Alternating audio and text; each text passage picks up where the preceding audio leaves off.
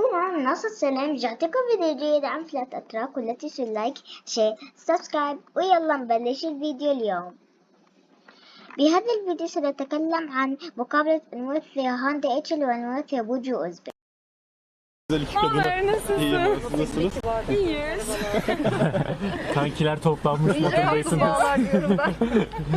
Nasılsınız? Nasıl gidiyor? İyiyiz. Çok güzel gidiyor. Size? İyiyiz biz de. Teşekkürler. Sizden başladım Burcu Hanım. Dizi gayet iyi gidiyor. Neler Çok güzel söyleyeceksiniz? gidiyor. Mutluyuz işte. İşimiz devam ediyor. Bu sektörde iş tutturmak çok zor maalesef. Kesinlikle. O yüzden çok mutluyum. Evet, siz Devam nasılsınız ediyor. Hande Hanım? Var mı İyiyim projeler? ben de. Okuyorum Bugün ben de stüdyoda dışarı. yok galiba. Dün bir stüdyoda Yok yok. dün. pardon. Story paylaşıldı. Herkes merakla bekliyor. Var mı bir projeniz? Nedir Ya son özel bir sürpriz var ama bence sürpriz olsun. Zaten yakında duyarsınız. Çok güzel bir şey var. İnşallah güzel tepkiler alırım. Bir çizgi film seslendirmesi Yok gibi yok bir hiç öyle durum bir mu? şey değil. Bu sesle zaten onu bekliyorlar. Hiç öyle bir şey değil. Geçtiğimiz günlerde de Kerem Bey'in bir açıklaması vardı. Çocuk istediğine dair.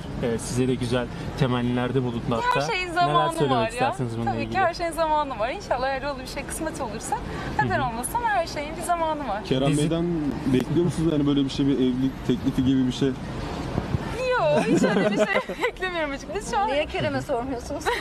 Ona da soruyoruz aslında. Arada soruyoruz da daha Yok, Hande'ye yani bakıyor. dediğim Buna sormak gibi. lazım. Kadınlar daha bunlar Evet. kadınlara sorulmaz Kesinlikle. bence. Dizideki O zaten cevabını verdi. Her şeyin kesinlikle. gerçekten güzel bir zamanı inşallah gelirse bir gün. Neden olmasın? Kesinlikle. Aslında diziden itibaren hep arkadaşlığınız hep daim kalıyor. Hani Evet. bir formülü var mıdır? Genelde çünkü dizi biter, arkadaşlık biter İyi çoğu insan kişinin. olmak. Evet. İyi insan. Fazla, Bir şey söylemeye gerek yok. fazla tutmadan hemen 2021'i soralım. Nasıl geçti sizin için? Çok keyifliydi, çok Şanslı, güzeldi, bizim için şanslı şanslıydı. ama ülkemiz için şanssız bir dönem. Çok bizim için Kesinlikle. güzeldi. Yılbaşında bir plan var mı peki? Hiç bekletmeyelim şimdi ya. Tamam, ben bir Tamam fotoğraf abicim. alayım mı o zaman? Aşkım seni öpüyorum. Ben hemen bir fotoğraf alayım. Bendesiniz. Teşekkür ederiz. Tamamdır. Sağ olun. Kusura bakmayın. Yok, Şey estağfurullah. oldu. Hadi iyi akşamlar. Burcu öpüyorum.